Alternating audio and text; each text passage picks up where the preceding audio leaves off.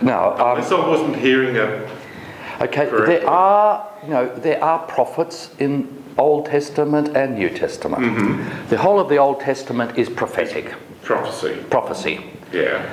Now, the New Testament, however, things change because all prophecy points to Christ. Christ has come. Christ is present with us here and now. So that's the first thing. The second thing is that there is prophecy in the church at the moment. But the difference is, whereas in the Old Testament prophets pointed to Christ who was to come in the future, now if you have a prophet in the church, it should be always pointing to Christ. And not Christ in the future, but in the present. In the present. As reality. As reality, what Jesus is saying and doing in the church today. And what he will do in the church today. Now, there's two things then. A New Testament prophet, number one, will always point to Christ. Number two, a New Testament prophet will not contradict what's happened in the past, and what Jesus and the apostles taught. It's all in line. Now, if this prophet contradicts what the apostles say, what Jesus say, or what the Old Testament says, it's obviously false prophecy. Righto? Now, there's a number of criteria to test both the prophet and the message. A prophet could be a true prophet and yet give a wrong message, or might interpret his message in the wrong way. Okay? Yeah. Because in most cases the prophet receives a prophecy, but in many cases doesn't know what it means, how it's to be applied. So you test both the message and the prophet in the New Covenant. If you want to follow it further, come and see me, because there's a whole lot of very important things here. That unfortunately, we don't really have time to deal with fully. Oh, this has been on.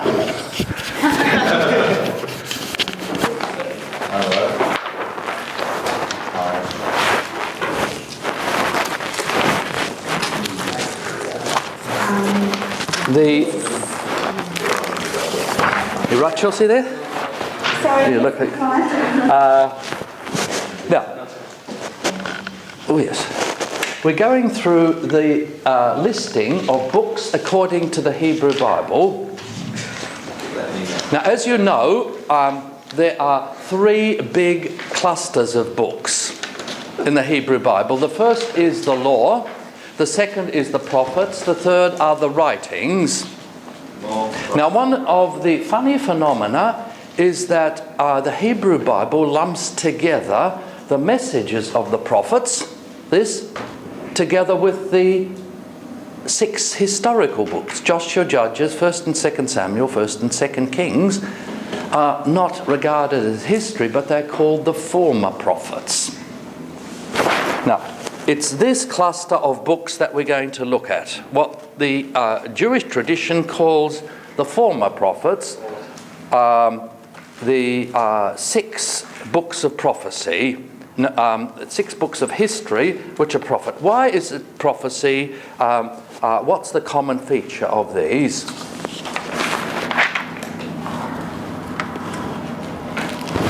So the Hebrew Bible divides the prophetic books into 2 parts. There's the former prophets, and then there are the latter prophets.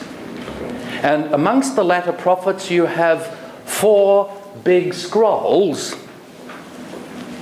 Now remember that in the ancient world you didn't have books, but you had these great big scrolls, and once the scroll got past a certain size, you couldn't roll it anymore or hold it, so you had passed the limits. It's like a computer file that's full. You can't put anything more in it.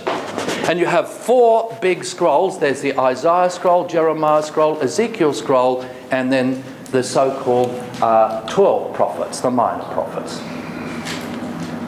Now, 2 questions here that are important.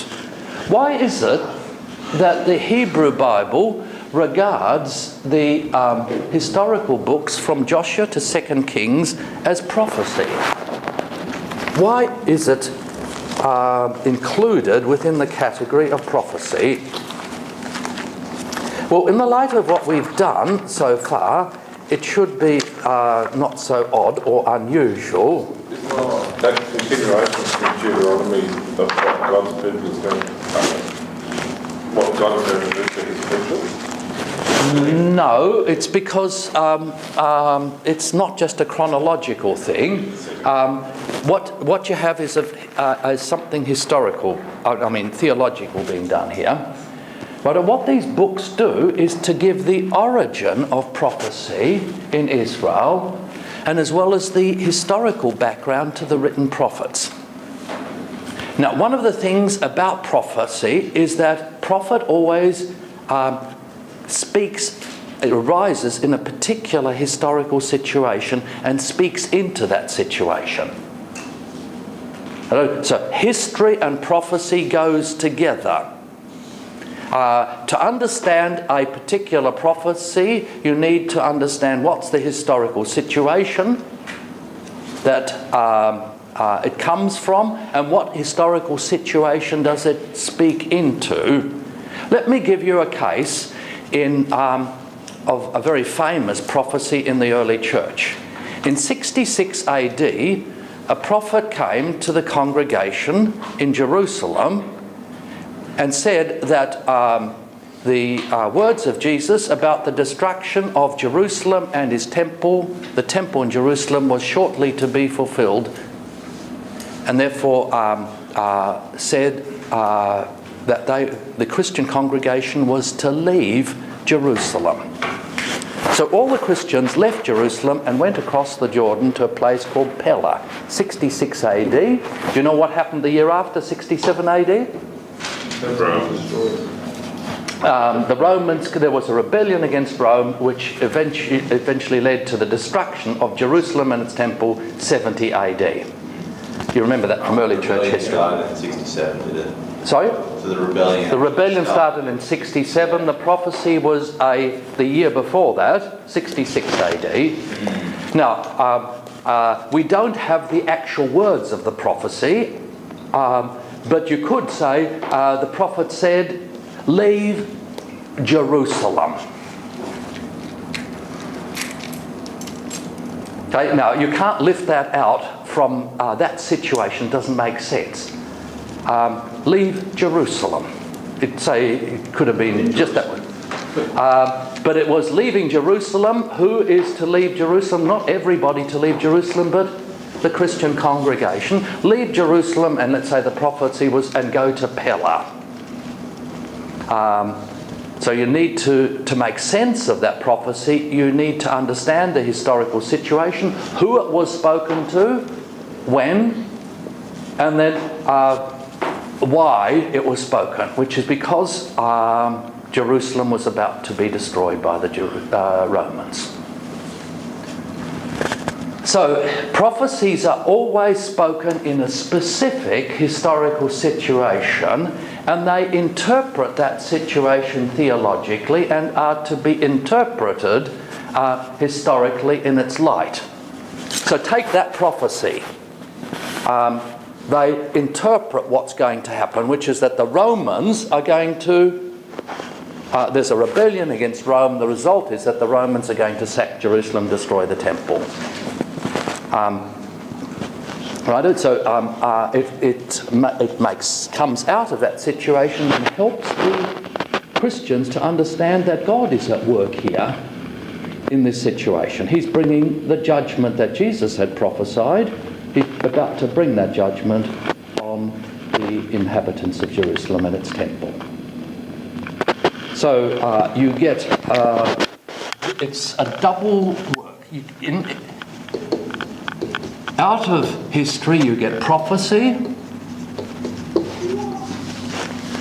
Now, the problem with history is, the problem with what's happening to you today, God is at work in everything that happens, but what's the problem?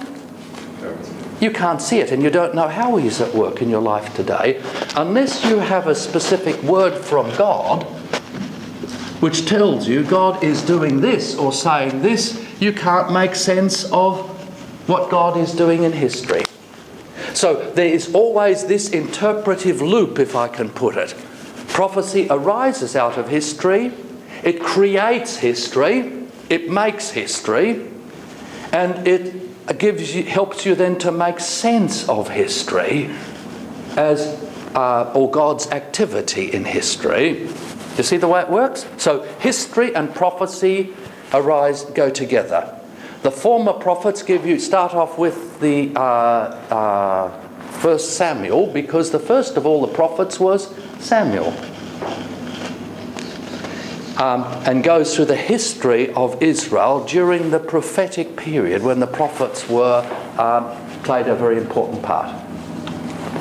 Secondly, the second reasons why they're called put together with the prophets is that they show how the history of Israel in Canaan was made, shaped, formed by the prophetic word of God.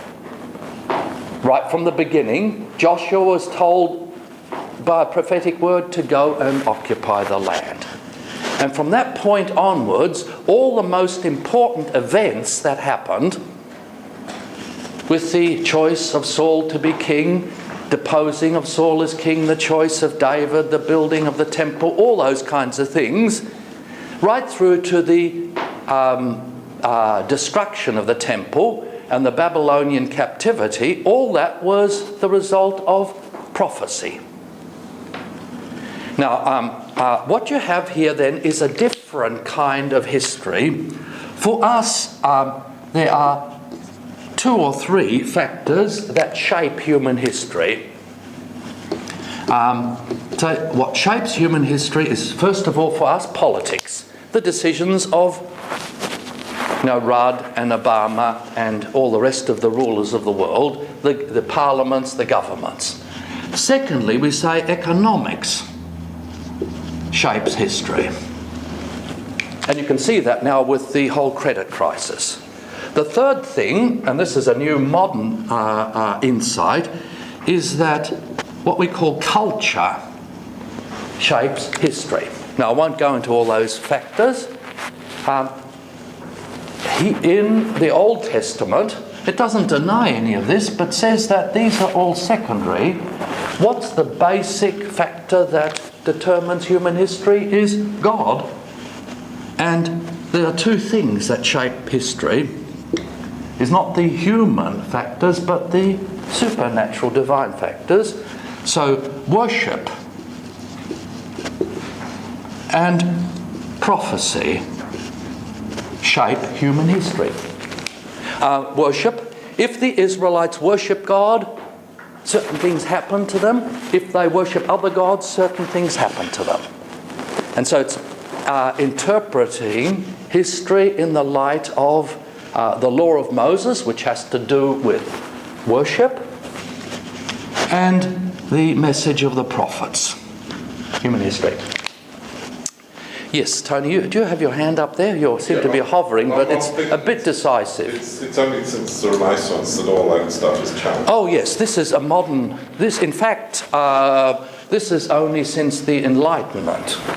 You know, your history. Before this, until the French Revolution, what you had was up here was religion.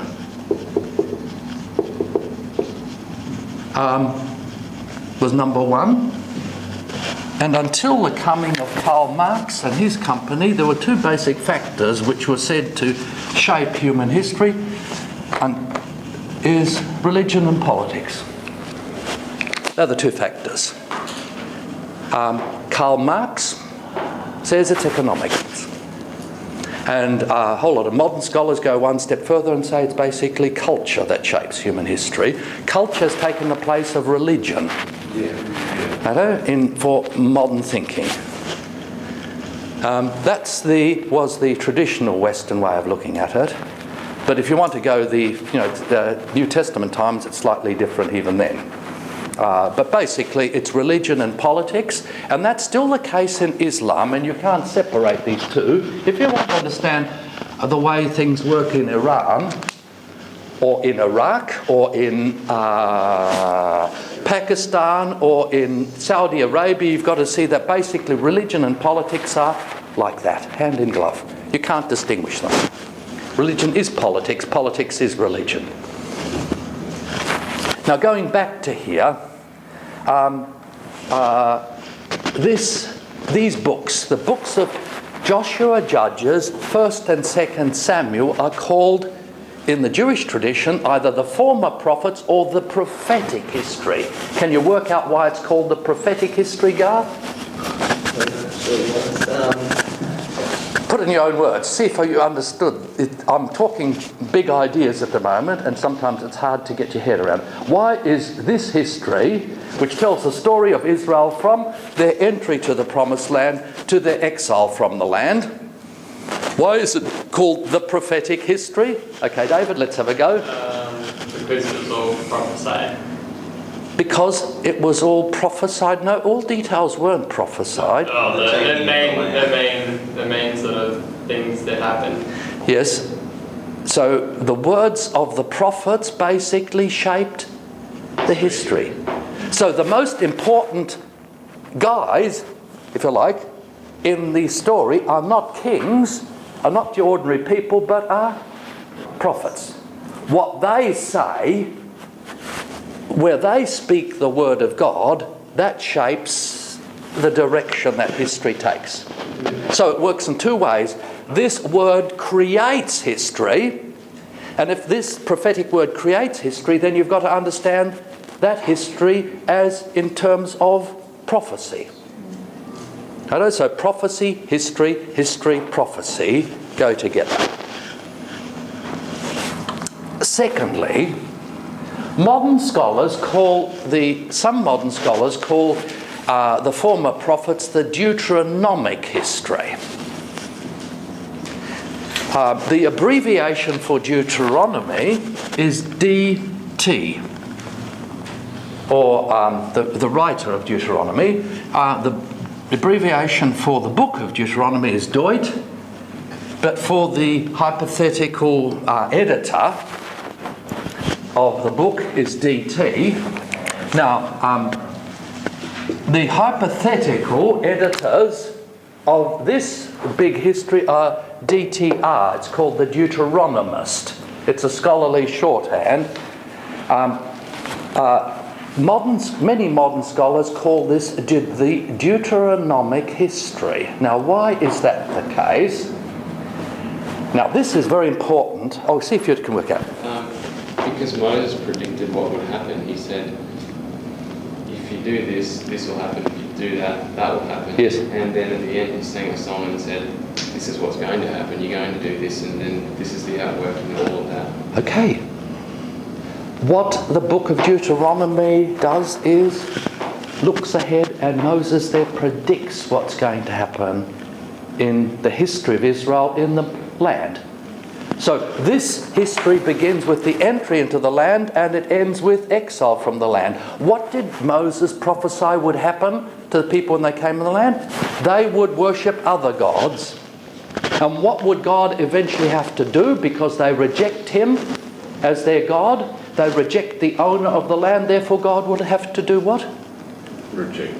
And what form would that take? He doesn't reject the covenant.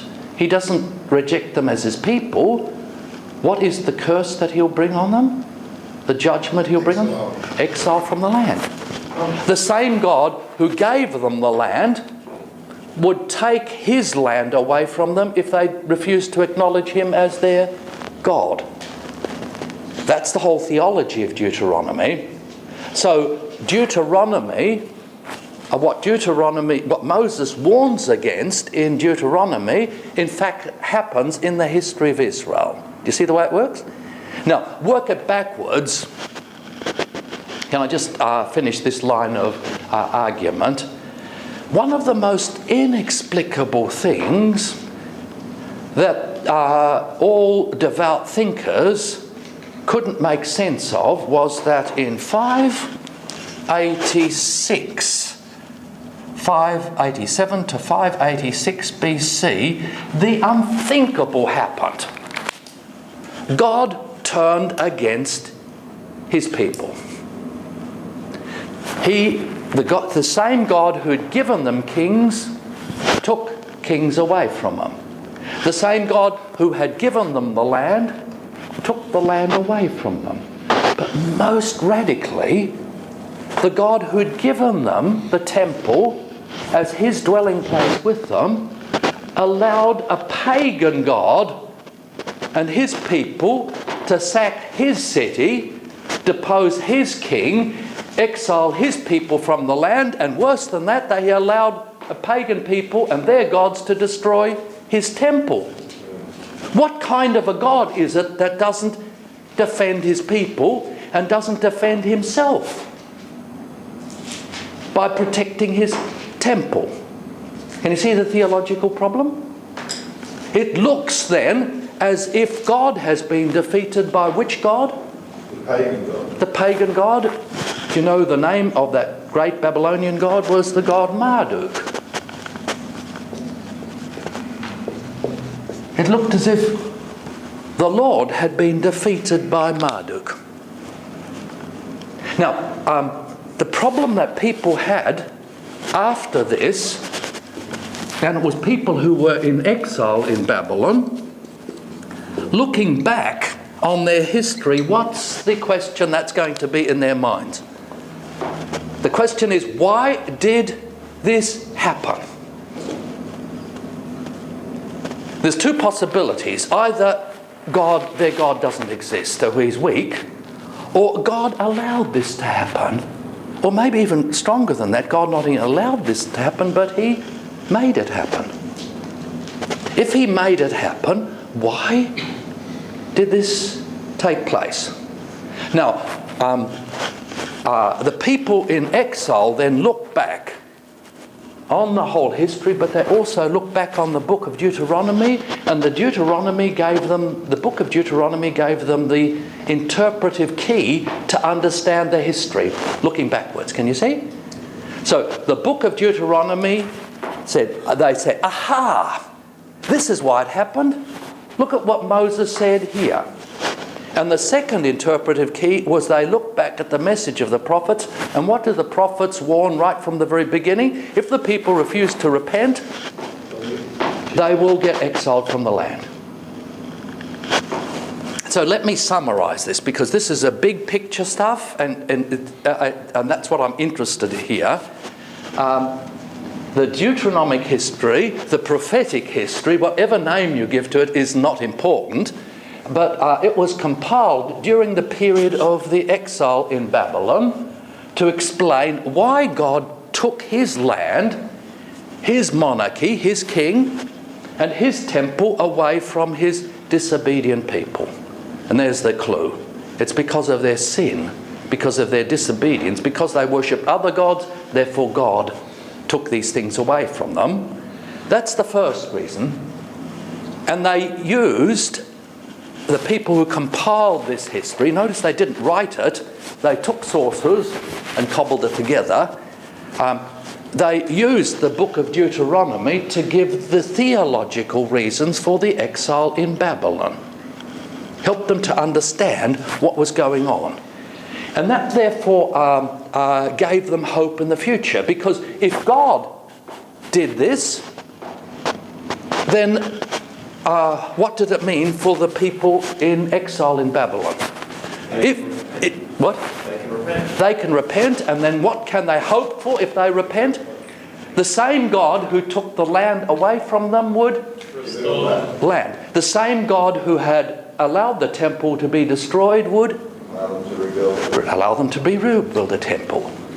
And most importantly, the same God who took their kings away from them Would be their king, or is he going to give them Would restore. would restore the kings. Now, the first two happened in the post-exilic period, but the third never happened.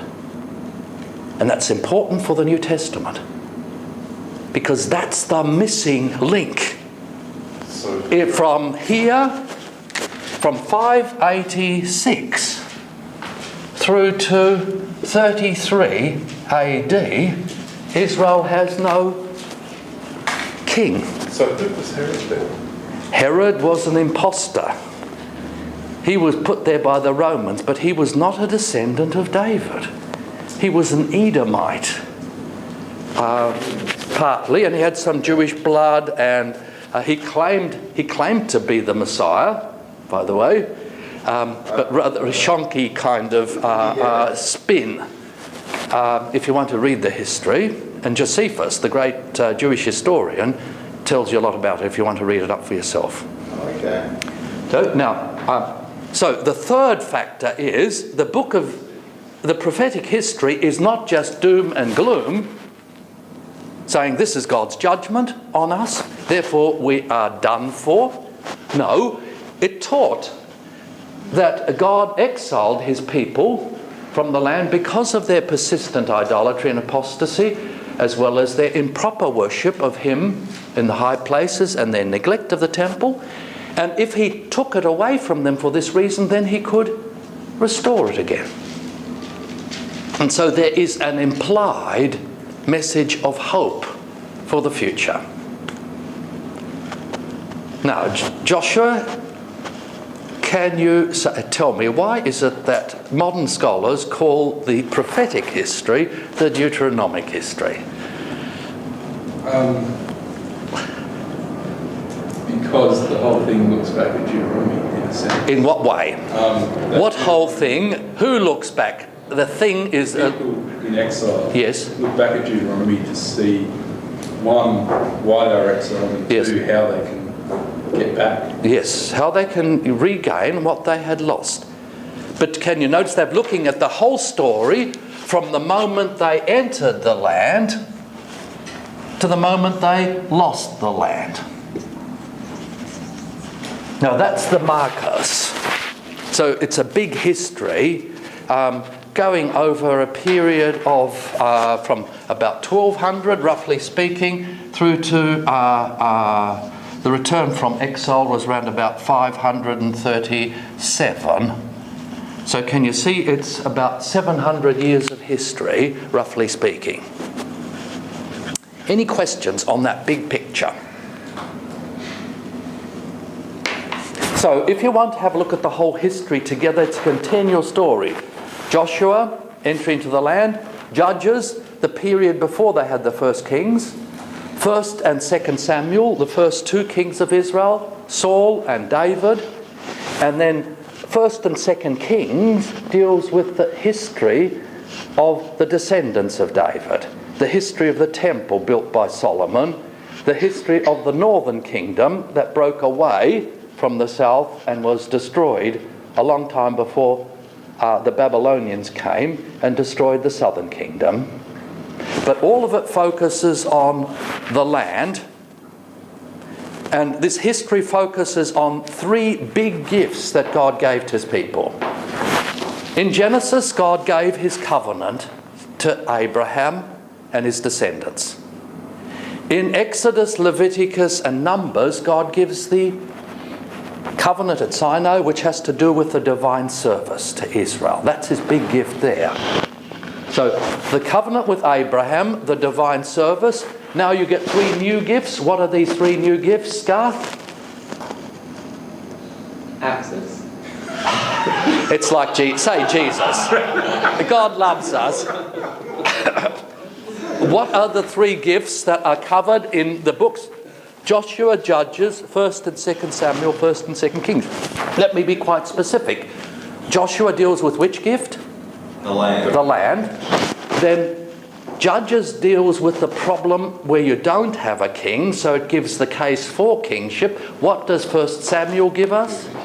A king. Which king? Saul, but it also shows why God Didn't want kings in the first place. well, number one, didn't want kings, but also why God's judgment came on Saul and why he was replaced by someone else, which gives then 2nd Samuel deals with which king? David. So 1st and 2nd Samuel, Judges, 1st and 2nd Samuel, deals with the gift of kingship.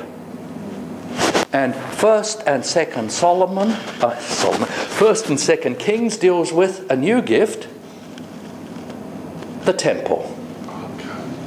Remember, Solomon builds a temple, and it's the history of the first temple. Jews to the present day speak about the first temple period and the second temple period,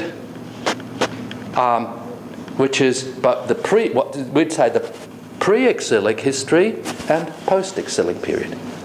So, what are the three gifts, Gardner? The land, kings, the temple. Okay. You mustn't forget access. It's all. Okay. Which book deals with the gift of the land? Joshua. Which books deal with the gift of kingship, Dylan? Judges, well, pre-kingship. Yes. And then obviously 1st and 2nd Samuel. And which deals with the gift of the temple and the loss of the temple? The history of the temple? 1st and 2nd Kings. Now, that's big picture stuff. Now, we're going to focus on each of these in turn. The first one we're looking at is the book of Joshua, which is a very straightforward book. It's not complicated. You don't have to be a rocket scientist to work out what's going on here. The structure of the book is very, very clear. It falls into three clear, distinct parts. The first part deals with the occupation of the promised land, the entry into the land and the occupation of the land. Now, what's most important that is you notice the role of the Ark of the Covenant in these stories. What's so significant about the Ark of the Covenant? It leads them across the Jordan. It goes around the city of Jericho. Whenever they go into battle, the Ark goes out in front of them. What's the Ark? What's its significance? God's presence. It's God's presence. So God is the leader, not Joshua. Very important.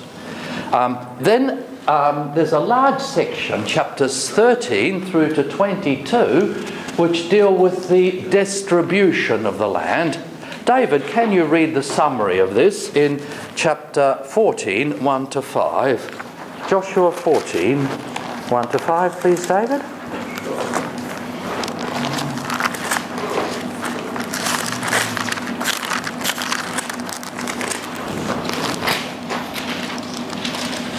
Now notice the land is not the people's land, it's God's land.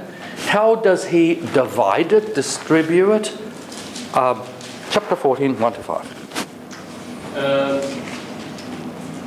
Now these are the areas the Israelites received as an inheritance in the land of Canaan, which Eleazar the priest, Joshua son of Nun, and the heads of the tribal clans of Israel allotted to them.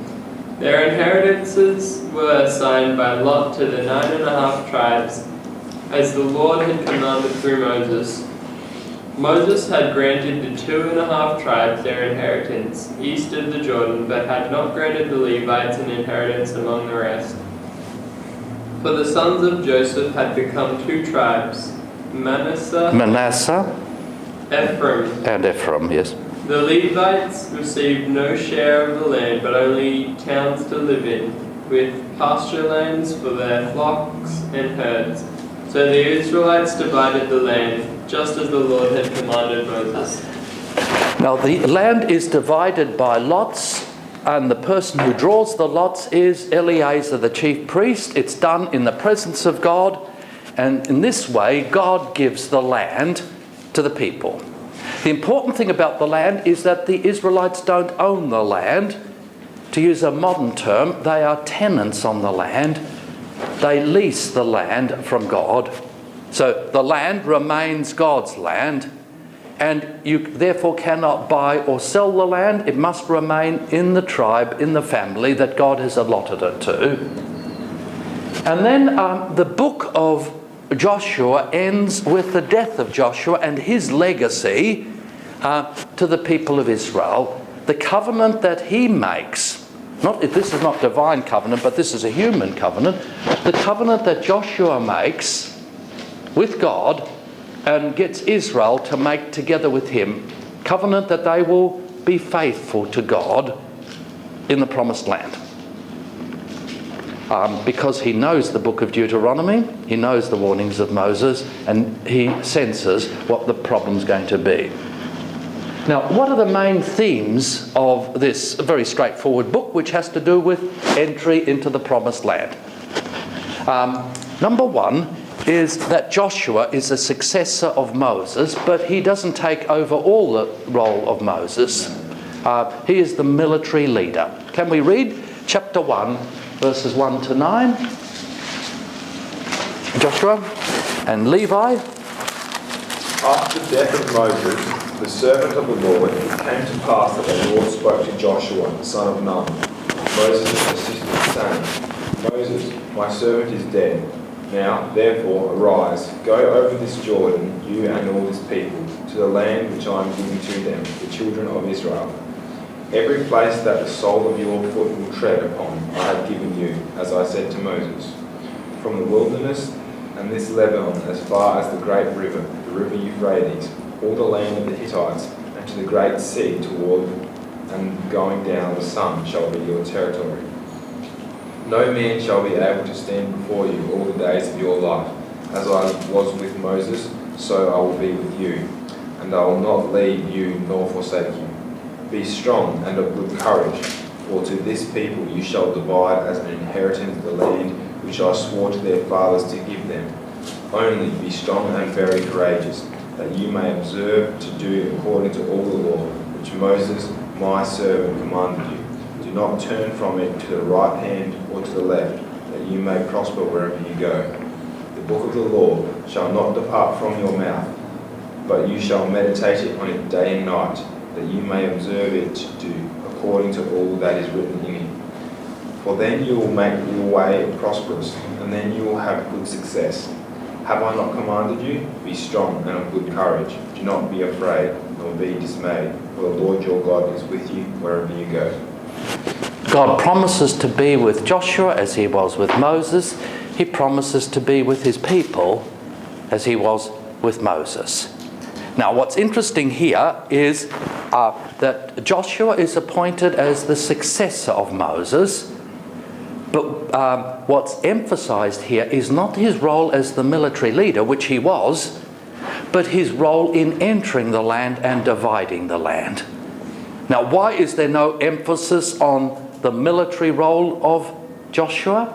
Who is their commander-in-chief? God. Okay, so the emphasis is on entering the land and dividing the land according to God. And the second emphasis is on the importance of the book of the law that Joshua is supposed to use to guide him, that he's supposed to meditate on day and night. Which book of the law do you think this refers to? Deuteronomy. The book of Deuteronomy. So take the book of Deuteronomy. This is called, remember that the book of Deuteronomy is called the book of the Torah of God. He's to take the book of Deuteronomy with the farewell speech of Moses, and that's to be his guide in the land. Yes, Garth? With verse 5, Yes. I will be able to stand with you the rest of your days of your life. As I was with Moses, so I will be with you. I'll never leave you or forsake you. I've heard heaps of people quote that as a promise from God, but not just to Joshua, but to Christians in general. Is that theologically correct? Yes, because that's picked up in Hebrews and applied to all Christians. Righto, so Hebrews chapter 13, if you want to follow it up. Yes. So Moses is succeeded by Joshua, and he divides the land. The second theme then is the gift of the land by God as Israel's place of rest. Place of rest. Stephen, can you read those two passages? First of all, chapter 10 and 1, verse 10 through to 15. And as he reads this, what does it mean that the land is Israel's place of rest? Now Adoni-Zedek, king of Jerusalem. No, chapter 1. Oh, chapter 1, 10 through to... What did I say? You said chapter 10. Oh, I'm dyslexic. This one. 1:10 to 15. I apologise. So Joshua ordered the officers of the people, "Go through the camp and tell the people, get your supplies ready. 3 days from now you will cross the Jordan here to go in and take possession of the land the Lord your God is giving you for your own." But to the Reubenites, the Gadites, and the half-tribe of Manasseh, Joshua said, "Remember the command that Moses, the servant of the Lord, gave you. The Lord your God is giving you rest and has granted you this land." These are the 2.5 tribes on the eastern side of the Jordan. Keep going. "Your wives, your children, and your livestock may stay in the land that Moses gave you east of the Jordan, but all your fighting men, fully armed, must cross over ahead of your brothers. You are to help your brothers until the Lord gives them rest, as he has done for you, and until they too have taken possession of the land that the Lord your God is giving them. After that, you may go back and occupy your own land, which Moses, the servant of the Lord, gave you east of the Jordan toward the sunrise." So the second theme is God's gift of the land to his people, both sides of the Jordan, as their place of rest. Stephen, what's meant by place of rest? Peace. Peace, good. And before that, there's a much more practical sense. Your house. Okay, up to this stage, they've been nomads. What's the feature of nomads? You don't really have a house. You don't have a house, you don't have a farm, you don't settle down anywhere. Finally, remember, Abraham never settled down anywhere. He was always on the move. Isaac, Jacob, always on the move. They went down to Egypt. They never really settled there. They didn't settle in the desert, but now finally, people who are nomads, who are not landowners, become landed. They settle down. They finally reside somewhere. So there's these two things. It's rest is a place to live, a home, but also a safe place. Rest from their enemies. There's a third sense which we'll pick up later on in 1 Kings, that they rest with God because God is going to make his home in this land, in the temple. So they will rest, they will settle with God, together with God in God's land. Can we go to 21:43 to 44, which summarises this theme to Stephen?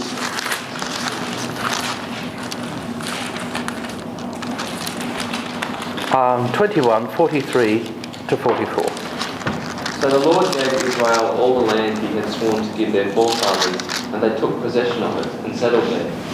The Lord gave them rest on every side, just as he had sworn to their forefathers. Not one of their enemies withstood them. The Lord handed all their enemies over to them. Can you read verse 45, because that's the next theme too? Not one of all the Lord's good promises to the house of Israel failed. Every one was fulfilled. Now, God swore to give to their forefathers that he would give the land to their forefathers. Who are their forefathers, David? Abraham. Yeah, okay. Abraham, Isaac and Jacob. Remember, right at the beginning, God promised Abraham, to your seed I will give this land. Now, it's not just that God gives them the land, but then there's so many other blessings that God gives them together with the land. All God's promises about the land and that come from the land are now fulfilled with their entry to the land. But notice how long they had to wait. If Abraham lived around about 1700 BC, the probable date for the entry into the land is somewhere between 1400 to 1300, somewhere there. The date's uncertain. They had to wait nearly 400 or 500 years before the fulfillment of God's promises. They have rest in the land, and notice their rest is explained as rest from their enemies. The third theme is God's fulfillment of his promises to Abraham, Isaac and Jacob by the gift of the land to them. You see, you cannot, God's promises about being fruitful, multiplying, cannot be fulfilled without an economic base, without providing a secure livelihood for Israel and its people. Now, with the land, you get the economic basis for the fulfillment of that promise. To have a lot of children and to have no food is a curse. They have the land, and by means of the land, they have the God's promise that they would be fruitful, multiply, comes into force. Yes. Was there any significance that the 2 half tribes soldiers went first before the rest of their brothers? Was there any significance there? Oh, it meant that they left their children and their families back home, and so they went across together with the other 9.5 tribes. So they could have stayed there. So we've got our land. We had to fight there. We've got to look after our land while we're away. Nobody farms the land. No, God says that they're supposed to go and help their brothers out. Once the land's occupied, then they can go back home. That's the significance of that. Most importantly, and this is the very strong theme, and you notice how this picks up the main point of the book of Deuteronomy. In the land, the most important thing is that they obey God's covenant, and particularly the first commandment, God's covenant at Sinai, that they obey that covenant, that they listen to God, they're faithful to God, they serve God, and that's the condition for their ongoing existence and prosperity in the land. They can't have the land if they reject the owner of the land and his terms for their occupancy of the land. Let's look at 2 passages which deal with that.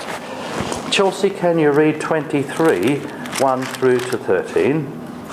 A long time afterward, when the Lord had given rest to Israel from all their surrounding enemies, and Joshua was old and well advanced in years, Joshua summoned all Israel, its elders and heads, its judges and officers, and said to them, I am now old and well advanced in years, and you have seen all that the Lord your God has done to all these nations for your sake. For it is the Lord your God who has fought for you. Behold, I have allotted to you as an inheritance for your tribes those nations that remain, along with all the nations that I have already cut off, from the Jordan to the great sea in the west. The Lord your God will push them back before you and drive them out of your sight, and you shall possess their land, just as the Lord your God promised you. Therefore be very strong to keep and to do all that is written in the book of the law of Moses, turning aside from it neither to the right hand nor to the left, that you may not mix with these nations remaining among you, or make mention of the names of their gods, or swear by them, or serve them, or bow down to them. But you shall cling to the Lord your God, just as you have done to this day. For the Lord has driven out before you great and strong nations, and as for you, no man has been able to stand before you to this day. Yes, go verse 13, please. One man of you puts to flight 1,000, since it is the Lord your God who fights for you, just as he promised you. Be very careful, therefore, to love the Lord your God. So be faithful to God, love the Lord your God, listen to what God gives you in the book of Deuteronomy. Now comes the warning, and what's ominous about this? For if you turn back and cling to the remnant of these nations remaining among you, and make marriages with them, so that you associate with them and they with you, know for certain that the Lord your God will no longer drive out these nations before you, but they shall be a snare and a trap for you, a whip on your sides and thorns in your eyes, until you perish from all this good ground that the Lord your God has given you. Now, it's ominous, that last verse, because what Joshua warns the people, in fact, happened. They were not faithful to God. They intermarried with pagan people. They served other gods, and they did so persistently, rebelling against God. And so God had to drive them from the land. They'd already done that by this stage, hadn't they? That's recurring again and again. There are only 2 occasions where they've gone to that extreme in the desert. There's people, and knowing in Joshua, because there was tribes that they go, yeah, we're not going to kill you. We're going to let you stay in this land. Yes. So the trouble has already begun. Is that a prophecy or just a warning? It's a warning here. It's not a prophecy, it's just a warning.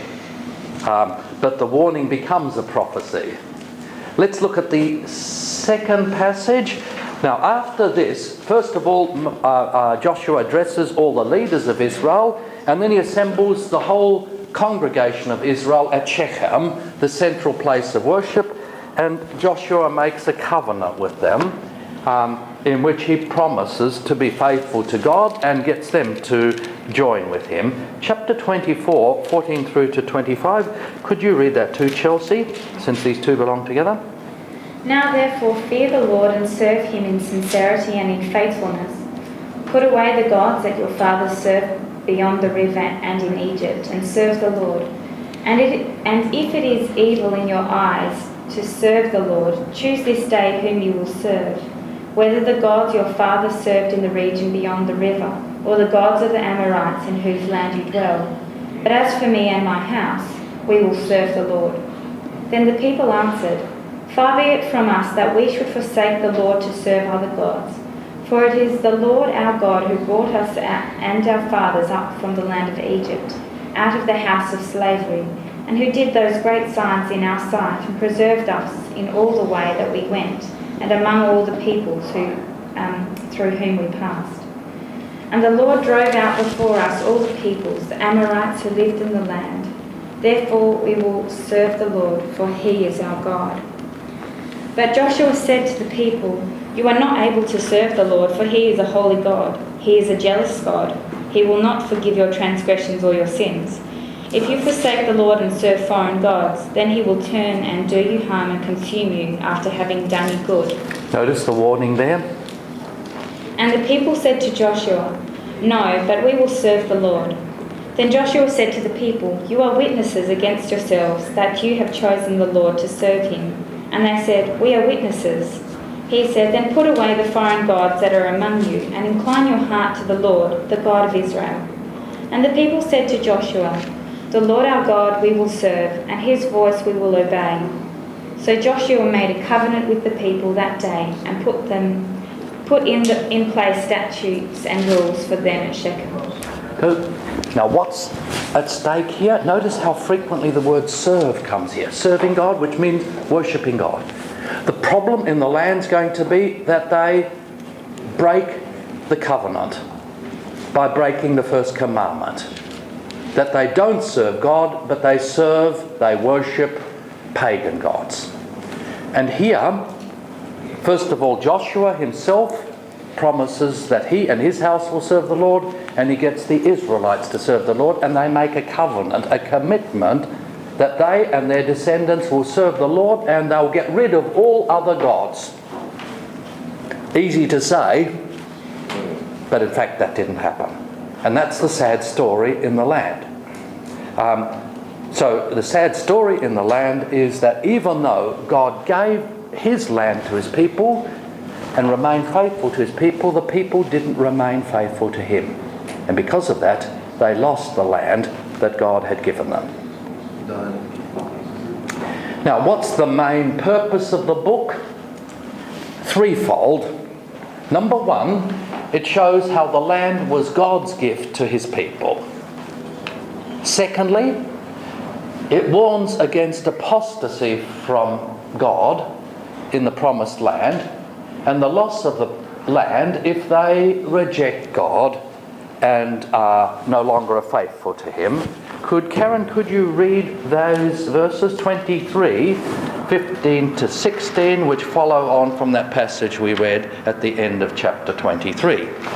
So verse 15 and 16, and notice here how what Joshua warns would happen, in fact happened. Just as every good promise of the Lord of your God has come true, so the Lord will bring on you the evil he has threatened, until he was destroyed you from this good land he was given you. Just pause there. Where God threatened in the book of Deuteronomy. It's referring to those curses at the end of Deuteronomy. Keep going. If you violate the covenant of the Lord of your God, which he commanded you, and go and serve other gods, and bow down to them, the Lord's anger will burn against you, and you will quickly perish from the good land he has given you. So if you turn against God, worship pagan gods, then you will perish in this good land that God has given you. So everything here focuses, like the book of Deuteronomy, on the land. In many ways, you've got to take Joshua and Deuteronomy together, because the book of Deuteronomy looks forward to the entry in the land, and the book of Joshua tells about God's gift of his land to his people. Which leads me now to the third purpose. This book, the book of Joshua, introduces the whole of the prophetic history, the Deuteronomic history. It's the introduction to Joshua, Judges, 1st and 2nd Samuel, 1st and 2nd Kings, because it shows the entry to the land and what the problems, and it gives some indication of what the problems are going to be when the people come into the land. Remember that the prophetic history ends with people's exile from the land. So you get entry to the land. Okay. The next 5 books are going to show how the Israelites who received this land forfeited their right to live in God's land. Now, on Friday, we will be looking at the book of Judges, which introduces and gives us the case for kingship, why kings were necessary, and then we'll begin work on 1st and 2nd Samuel.